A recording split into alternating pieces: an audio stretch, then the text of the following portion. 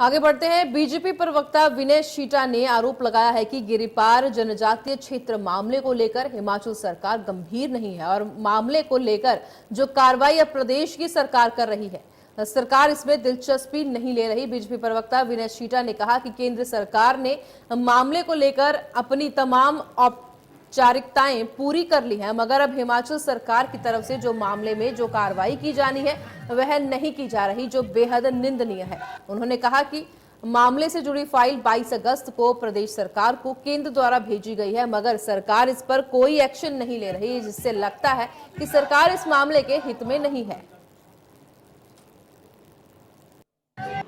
मेरा वर्तमान की कांग्रेस सरकार से एक निवेदन है कि कुछ मुद्दे राजनीतिक तौर से ऊपर देखे जाने चाहिए, कुछ मुद्दे समाज के मुद्दे होते हैं।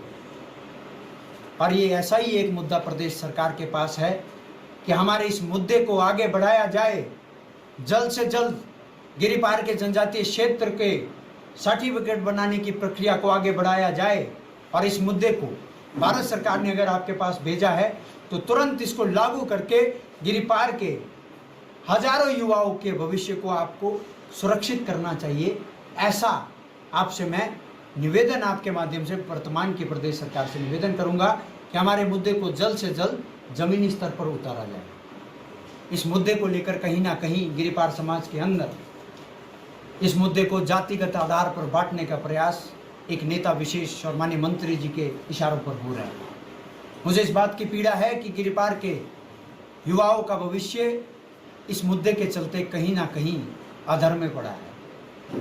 मैंने आप लोगों को कहा कि 64 सब्जेक्टों के अंदर यूजीसी नेट होता है, केंद्र सरकार की अन्य परीक्षाएं होती है।